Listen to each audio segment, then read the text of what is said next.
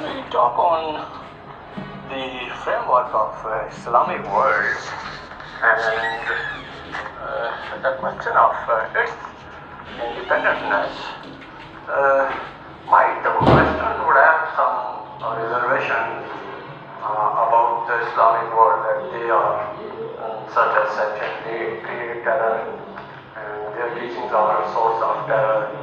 And no doubt, while you become a true Muslim, out of you can say moderation, I think become you can say strength for a person, and the spirit becomes a bit reactive.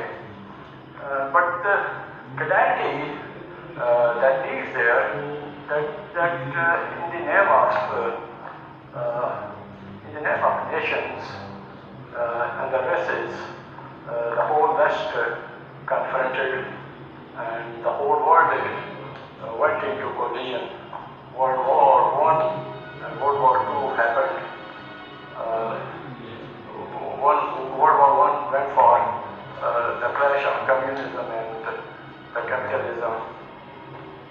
And you could say that capitalism was already in practice, but communism and socialism, middle order and third class representative kind of ideology came from Karl Marx, who got birth in Germany. And basically he was Jew, but due to his radical teachings, he was expelled from Germany. He went to Poland, and later on went to France, and then he reached to England. And in 1848 around he gave the Marxist philosophy that there should be the end of capitalist approach, where you can say the middle and lower one, all people become the workers and the laborers. Way to progress becomes stunted, and their intellect is dented, and their earnings are why because their earnings are very meager one, lower one. That's why they can't run the affair of the family, and they can't spare the money for the education of their children. And the wheel of the, you can say, poverty keeps on moving down to the families after families and generation after generation. And you can say income across of middle and lower, that's job become only how to serve the higher class and the higher hierarchy. And this way, hate and grudge goes on. So, the question arises here that Islam does not preach any kind of ism as communism, socialism, Marxism, or any kind of. Islam is a complete system. And you can say Jews were not the nation. Christians were not the nation. Even Muslims were not the nation. It was Arabia where Prophet came, but by spirit and by message, he was not the, you can say, local. Rather, he was international to the whole of the human family, to the whole of the world, to the whole of the communities. He, though you can say, stayed as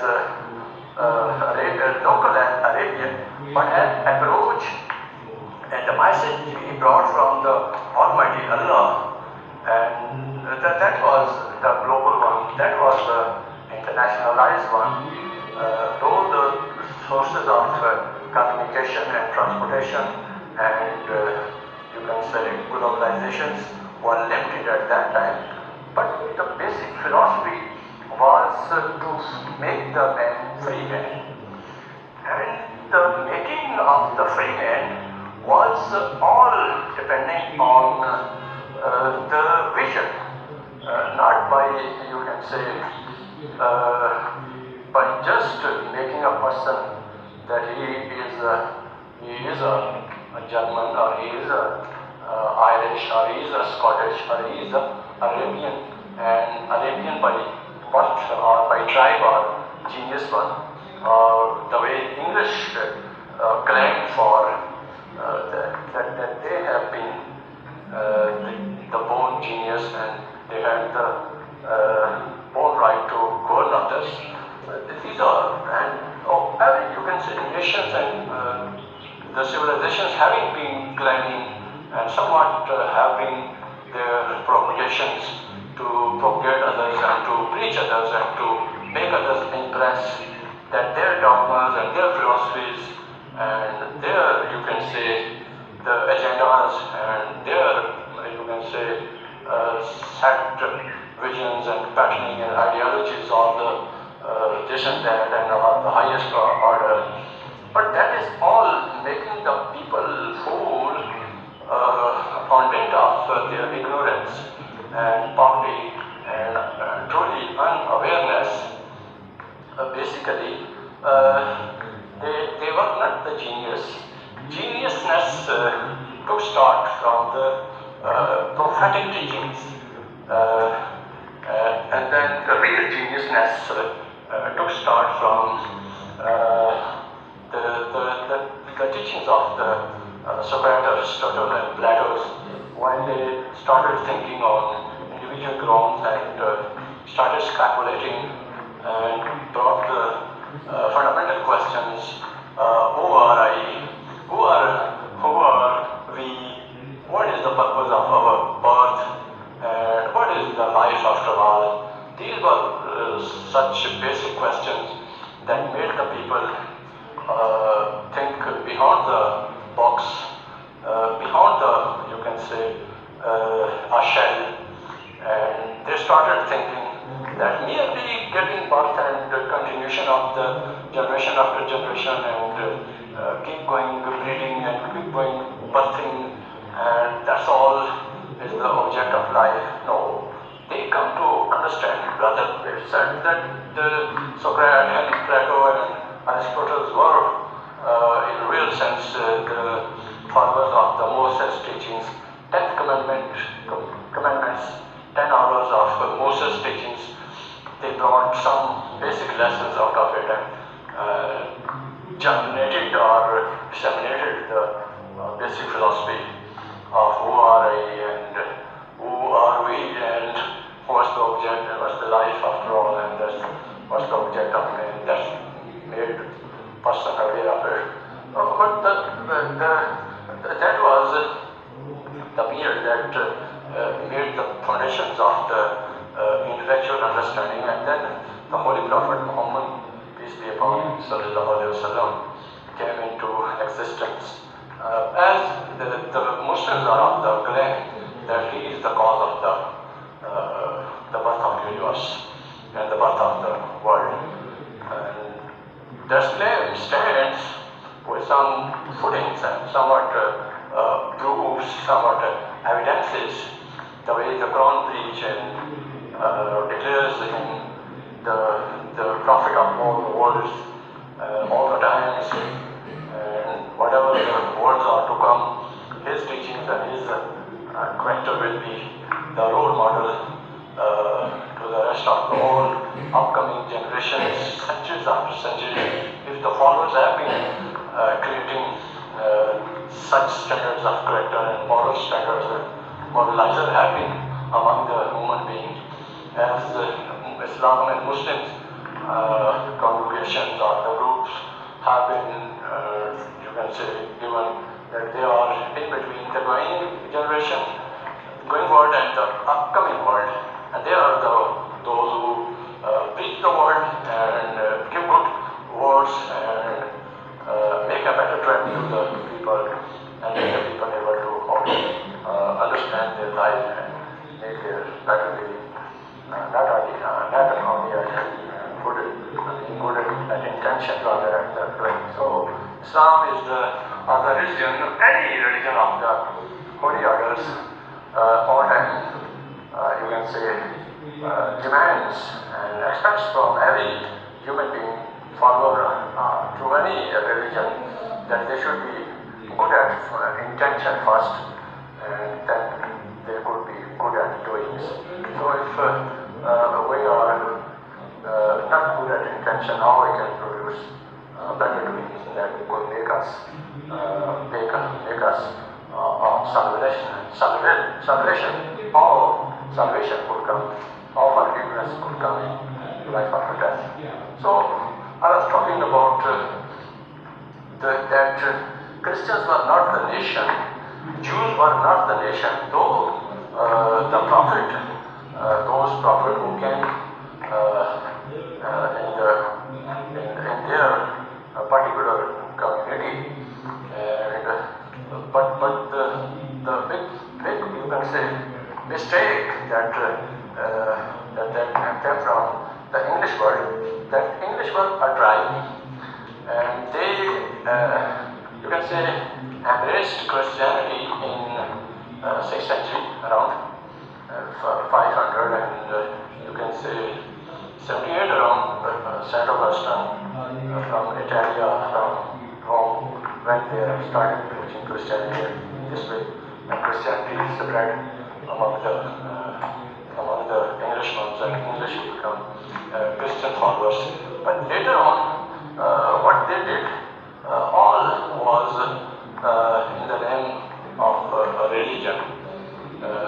They made destructions, they made demolitions, they destroyed and annihilated the peace of the world, and wherever they went, they picked out the resources and sent back to their hometowns, home centers, and made their places rich one. That's why in today's world we see the whole Western belt is a rich one, because they started conquering the world first, and then they went to the heart of the Eastern countries and African countries that were totally unaware of what the treasures are present in their worlds. They could not get benefit of it. They could not utilize their sense and sensibilities. That's why English went over, and they started the snatching, not snatching, rather people were not unaware of their treasures. They would get, and then the promise of God is there, that whosoever will not protect the you can say treasures like knowledge and institutions, and that would go to another generation. As Polycarp said, any good thing or any good word or the asset of the Islam, wherefrom you would get a quotation like golden principles, it becomes part of your wisdom. So wisdom is present everywhere, and it cannot be confined to a particular generation or particular nation. So as Christians and Jews were not the nation, they were the visions, they were the religions, and they were the ideology. In the same way as Prophet came in Arabia and started preaching Islam, as all of the prophets, you can say, religion was the Islam, meaning how to take care of every individual of the universe to be protected, and the peace of, you can say, mind and heart and body. That would only come from the teachings, where theory and practice both go. Theory means teaching that there is Almighty Allah, there is no other compared to Him to be worshipped at the level of Almighty Allah. That should be followed, that should be, you can say, preferred on any doings and sayings, and life after death is all for that you are to take care of. So theory and practice both mean preaching, or both in theory and practice. Practice means what you do, practices for sake of Almighty Allah, on the following of the footprints of your confirmed prophet. That's all vision. That's not representing to any, you can say, tribe. Though nice shape in the mountains and in the deserts, in the, you can say, open areas. But they were not called for that sake that the people of deserts are having some supremacy, people of mountains have some supremacy, people of lands have some more supremacy, and by this way we name them as nation. No, nation, and these were all only for just sake of giving their naming.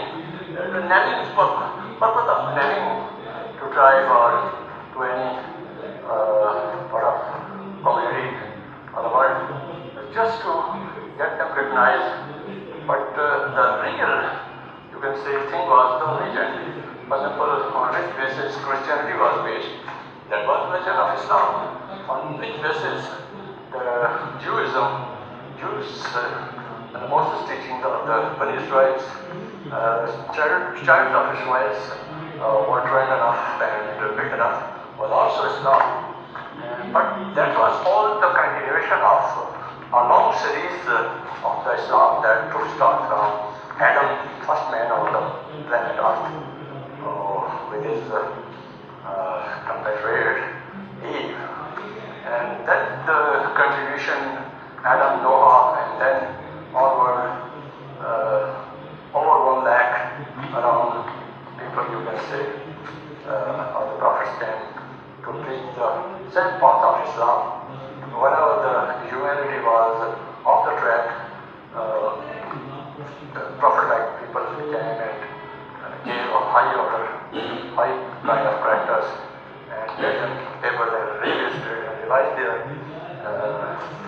defaulted visions and mentalities, and made them well, reconnected them to the highest being, that is super being, sitting on above the heavens and above the sky and above the everything that is incomprehensible, because we are finite and he is infinite, and infinite come into finite mind, a limited mind, until we enlarge our vision and enlarge our enlightenment that grows at the heart, and finally, after going through the different demonstrations and recitation of some pure words of the book, of the Holy Book, then a light comes in our heart, and we come to understand that yes, there is a God.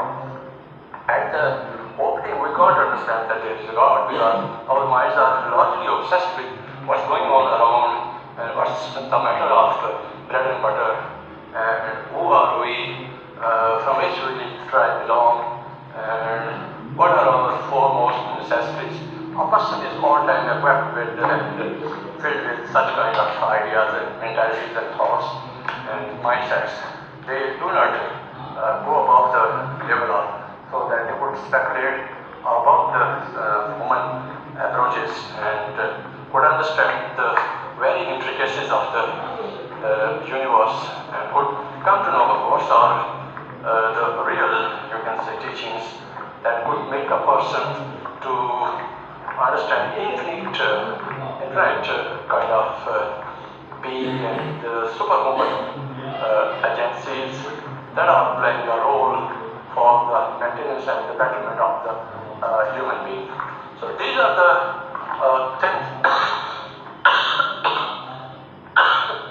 that in whatever the place and the nation and the area a prophet gets birth, though it springs from and gets nourishment and upbringing, biologically develops, and then later on habits are constituted, but that all is in the sources of Almighty Allah. From the very day first, he is in a particular several hands, somewhat intuitional, something is given a prophet, he becomes a contemplative kind of person, and he keeps on contemplating, and this is the only thing that basing on the contemplation, on the thinking, and he does not go off the tracks and does not go off the, you can say, any waywardness. So he remains in a confinement, he remains in a well-defined point of thinking, and all time he is, you can say, struggling through this and that. So that's all you can say. Not struggle for survival, but struggle for the how the person could stay at positivity and forwardness. That makes a person worthwhile. So as I was talking, that the prophet comes in any part of the world, in any, you can say, nation or the area, that would not called as a nation. That would called as a vision. Islam and Christianity and the Judaism and the rest of all that are unknown to us. In Quran, around 26 prophets, you can say, historic marks and these are mentioned there. The data is present, the stats would come to collect. That show there is some polymery, having polymery.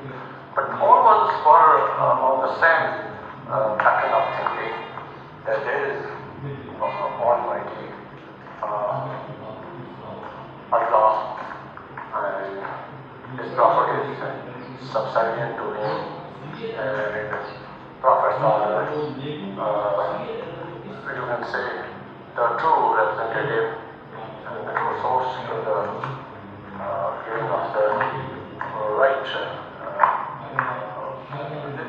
right words, doings and practices, all are the set model for the upcoming generation and the people.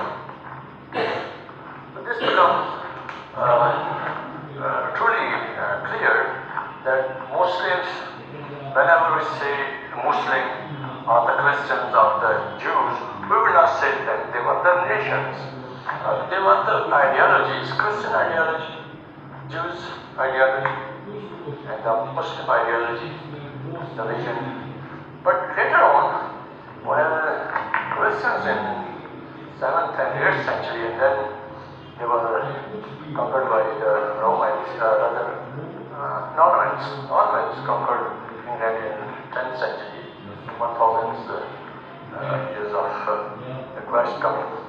And later on, they mixed up with somewhat Islamic and somewhat Western teaching and somewhat literature, making a hodgepodge, and they started making colonization, going across the border, going across the territory and geographies, and started fighting and conquering the world, grabbing the resources and making their nation richer and richer. That's why they are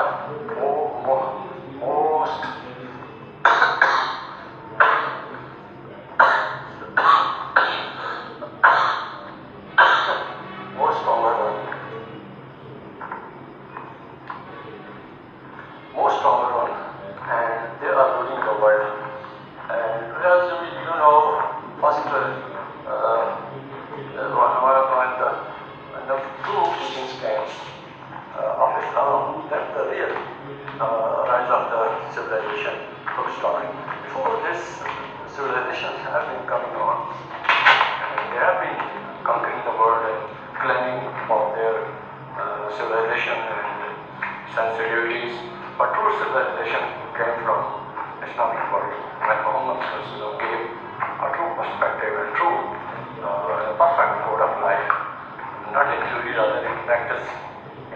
Instead of not in theory and practice, rather in a system, rather giving the institutions that we would come to our life, to the world in true perspective. So this made what made us able to preach Islam in a systematic way, in an institutional way, that Islam offers how to make the court system, judicial system, how to make the parliament, Islamic parliament, that would represent the true characters of the state, country, and how to make the role of the Islamic teachers and the trainers, and how to make the institution of the armed force. This all, you can say, makes us how to reach Islam in a practical way and doing the institutions. But these were present in Islamic world, but as was practiced in Hazrat Ummah Farooq in the era of great Umar, and later on picked up by the Christians. So there were the differences and distances and the geographical levels, and there were the sources of there was another lack of sources and resources and actually such communication and transportation where from a generation or people from one point of place to the other place of the world could communicate and could share the things. That was not present in the previous all of the centuries. That came so later, as in the 19th and 20th century, 18th century, true scientific discoveries came and broke the barriers and distances and made the people aware of in the present world. Even your thinking is detected out, and that is very difficult difficult period for the human race, that they are not stable in heart and mind, and what to say after the place.